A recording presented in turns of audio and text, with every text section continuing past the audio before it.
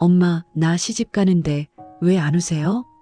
그날 저는 몰랐습니다. 엄마가 울지 않은 게 아니라 울 수 없었다는 걸요. 뒤돌아보지 않은 게 아니라 뒤돌아볼 수 없었다는 걸요. 1983년 4월 23일. 제 인생에서 가장 설레면서도 가장 슬펐던 날이었습니다. 24살 꽃다운 나이에 저는 시집을 갔습니다.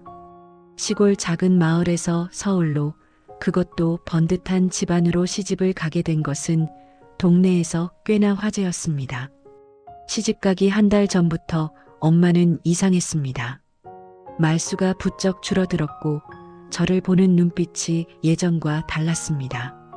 뭔가 하고 싶은 말이 1000마디, 10,000마디 있는 것 같은데 입술만 달싹거릴 뿐 아무 말도 하지 않으셨습니다.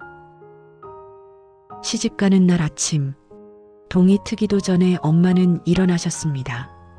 부엌에서 뭔가 바쁘게 움직이는 소리가 들렸습니다. 엄마는 시루에서 김이 모락모락 나는 백설기를 꺼내고 계셨습니다. 이미 상 위에는 음식들이 그득했는데 또 떡을 찌고 계셨습니다.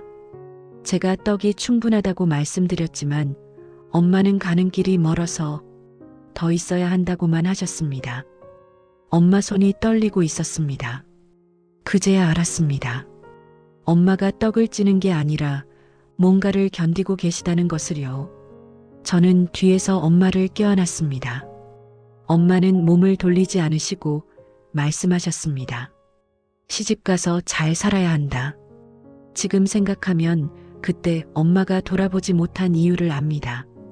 돌아보면 눈물이 쏟아질 것 같아서, 돌아보면 딸을 보내지 못할 것 같아서.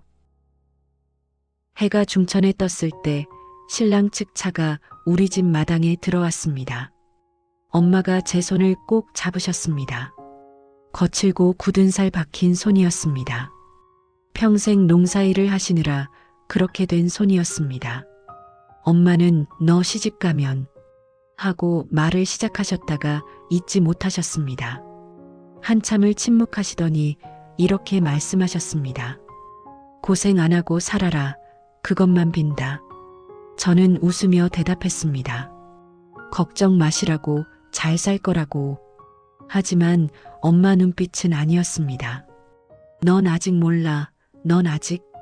그런 눈빛이었습니다. 드디어 떠날 시간이 되었습니다. 저는 엄마를 찾았습니다. 엄마는 마당 한쪽에 서 계셨습니다. 하얀 저고리에 감색 치마를 입고 두 손을 앞으로 모은 채 그렇게 서 계셨습니다. 저는 엄마에게 다가가 말씀드렸습니다. 명절 때 꼭 내려올게요. 엄마는 대답하지 않으셨습니다. 그저 제 얼굴을 물끄러미 바라보기만 하셨습니다. 엄마는 짧게 대답하셨습니다. 그래, 잘 가거라. 그게 다였습니다. 엄마는 울지 않았습니다.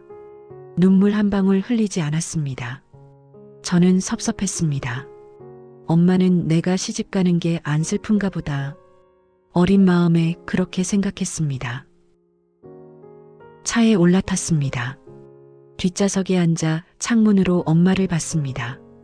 엄마는 여전히 같은 자리에 서서 손을 모은 채 우리를 보고 계셨습니다. 차가 출발했습니다. 저는 뒤를 돌아봤습니다. 손을 흔들었습니다.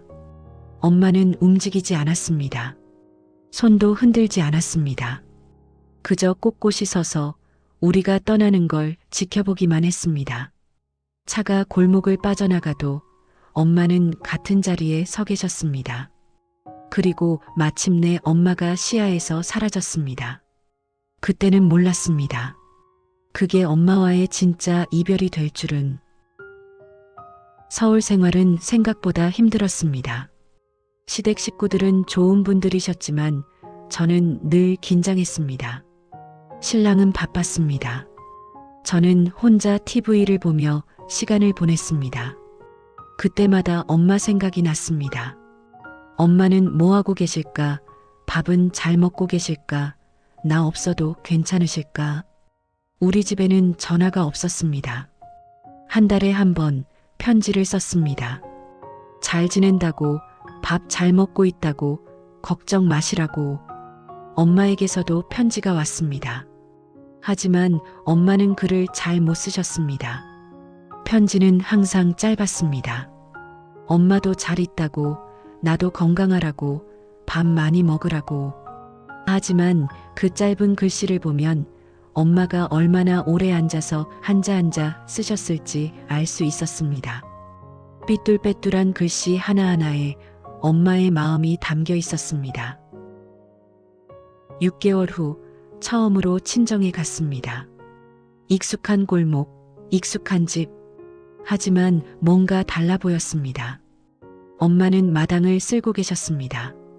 왠지 그런 엄마 모습이 쓸쓸해 보였습니다. 엄마가 차려주신 밥상에는 제가 좋아하는 음식이 가득했습니다. 우리는 마주 앉아 밥을 먹었습니다. 하지만 저는 이상한 기분이 들었습니다. 저는 물었습니다. 엄마, 저 없어서 안 외로우세요? 엄마는 손을 멈췄습니다. 한참을 그대로 계시더니 이렇게 말씀하셨습니다. 익숙해지더구나. 그 한마디가 가슴에 꽂혔습니다. 엄마는 제가 없는 삶에 익숙해지신 거였습니다. 저 없이도 밥을 드시고 잠을 주무시고 하루하루를 사시는 것에 문득 깨달았습니다. 엄마가 시집 가던 날 울지 않았던 이유를. 울면 제가 떠나지 못할까봐. 울면 저를 붙잡게 될까봐. 그래서 참으셨던 거였습니다. 그날 밤 제 옛날 방에서 잤습니다. 천장을 보니 제가 중학교 때 붙여놓은 가수 포스터가 아직도 그대로 있었습니다. 책장에는 제 교과서들이 꽂혀 있었습니다. 모든 게 그대로였습니다. 제가 떠난 그날 그대로. 엄마는 이 방을 그대로 두신 거였습니다. 옆방에서 엄마 기침 소리가 들렸습니다. 저는 일어나 엄마 방으로 갔습니다. 엄마는 괜찮다고 하셨지만 제 눈에는 예전보다 많이 야위어 보이셨습니다. 흰 머리카락도 부쩍 늘어 있었습니다. 제가 떠난 후 6개월 만에 엄마는 10년은 늙으신 것 같았습니다. 엄마가 제 손을 잡으셨습니다. 그리고 말씀하셨습니다. 시집간 딸은 시댁이 집이라고. 친정 생각하고 자꾸 내려오면 시댁에서 안 좋게 본다고. 엄마는 괜찮으니까 거기서 잘 살기만 하라고 하셨습니다. 그리고 누우시며 저를 등지셨습니다. 저는 엄마 등을 한참 바라봤습니다. 좁은 어깨, 구부정한 등, 그 등에서 느껴지는 쓸쓸함. 세월이 흘렀습니다. 아이들이 자랐고 저도 나이가 들었습니다. 엄마도 많이 늙으셨습니다. 어느 날 전화가 왔습니다. 엄마가 쓰러지셨다고. 급히 내려갔습니다. 병원에 누워 계신 엄마를 봤습니다. 너무 작아 보이셨습니다. 병원 침대가 너무 큰 것 같았습니다. 의사 선생님 말로는 과로와 영양실조라고 했습니다. 저는 아무 말도 할 수 없었습니다. 제가 몰랐던 겁니다. 엄마가 혼자서 얼마나 힘들게 사셨는지. 병원에서 일주일을 계셨습니다. 저는 매일 병원에 갔습니다. 아침마다 죽을 끓여갔습니다. 엄마는 제가 떠먹여주는 죽을 드셨습니다. 그 모습이 너무 낯설었습니다. 어느 날 저녁 엄마가 말씀하셨습니다. 명수가 미안하다. 엄마는 천장을 보며 말씀하셨습니다. 시집가던 날 엄마가 울지도 못하고 너를 제대로 안아주지도 못해서 미안하다고. 그날 내가 차에 타는 걸 보는데 가슴이 찢어지는 것 같았다고. 울고 싶었고 붙잡고 싶었다고. 엄마 눈에서 눈물이 흘렀습니다. 40년 만에 흐르는 눈물이었습니다. 하지만 울면 안 될 것 같았다고. 울면 내가 갈 수 없을 것 같았다고. 그래서 참았다고. 내가 차에서 손 흔드는 거 봤는데 손을 들면 눈물이 날 것 같아서 그냥 서 있기만 했다고. 차가 골목을 빠져나가고 나서 엄마는 그 자리에 주저앉았다고, 그리고 한참을 울었다고, 내가 듣지 못하게 차가 멀리 가고 나서 그 후로도 엄마는 매일 울었다고, 내 방에 들어가면 눈물이 나고 밥상 차리면 눈물이 나고, 그래서 익숙해지려고 애썼다고, 너 없는 삶에 안 그러면 엄마가 살 수 없을 것 같았다고. 저는 엄마를 껴안았습니다. 평생 처음으로 제가 엄마를 품었습니다. 우리는 한참을 그렇게 안고 울었습니다. 엄마는 퇴원하셨습니다. 저는 엄마를 서울로 모시려고 했습니다. 하지만 엄마는 고개를 저으셨습니다. 여기가 좋다고, 여기가 엄마 집이라고. 엄마는 마당을 바라보셨습니다. 여기 있으면 내 생각이 나서 좋다고. 내가 뛰어놀던 마당, 내가 공부하던 방, 다 여기 있다고. 엄마에게 이 집은 단순한 집이 아니었습니다. 저와의 추억이 담긴 엄마만의 성지였습니다. 그 후로 더 자주 내려갔습니다. 한 달에 한 번은 꼭 갔습니다. 엄마와 함께 밥을 먹고 이야기를 나눴습니다. 예전에는 못했던 이야기들을 했습니다. 엄마의 젊은 시절, 엄마의 꿈, 엄마가 힘들었던 순간들, 엄마도 한 사람의 여자였다는 걸 그제야 알았습니다. 어느 날 엄마가 물으셨습니다. 명수가, 너는 행복하냐? 저는 대답했습니다. 네, 엄마. 저 행복해요. 엄마는 웃으셨습니다.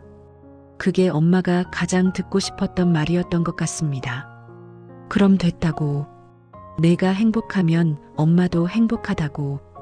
그리고 덧붙이셨습니다. 시집가던 날 엄마가 울지 못한 이유가 내가 행복했으면 좋겠어서였다고. 엄마의 사랑은 그런 거였습니다. 자신의 슬픔을 숨기고 딸의 행복을 바라는 것. 자신의 눈물을 참고 딸이 웃기를 바라는 것.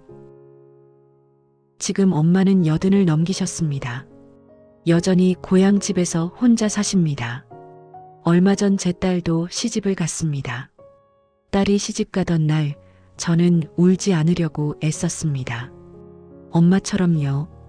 하지만 딸이 차에 타는 순간 눈물이 터져 나왔습니다.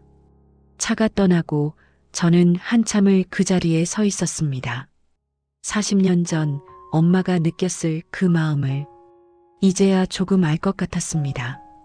그날 밤 엄마에게 전화를 드렸습니다. 엄마, 이제 알 것 같아요. 시집 가던 날 엄마 마음을 조금은 알 것 같아요. 엄마는 말씀하셨습니다. 그게 엄마 마음이라고. 딸 낳으면 다 알게 돼 있다고. 엄마 사랑해요. 엄마도 우리 딸 많이 사랑하는 거 알지?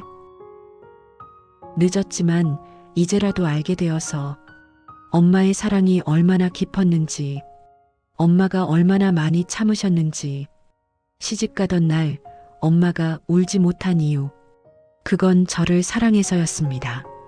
너무 사랑해서 슬픔을 보여줄 수 없었던 거였습니다. 뒤돌아보지 않은 이유, 그건 저를 보내기 위해서였습니다. 딸이 새로운 삶을 살 수 있도록, 딸이 앞만 보고 갈 수 있도록. 엄마의 사랑은 그런 거였어요. 자신의 외로움보다 딸의 행복을, 자신의 눈물보다 딸의 미소를. 엄마, 제가 행복한 건 엄마 덕분이에요. 엄마, 사랑해요. 이 이야기를 듣고 계신 당신의 엄마도 그랬을지 모릅니다. 당신이 떠나던 날 울지 못하셨을지 모릅니다. 하지만 그건 사랑이 없어서가 아니었습니다. 너무 많은 사랑을 참아야 했던 거였습니다.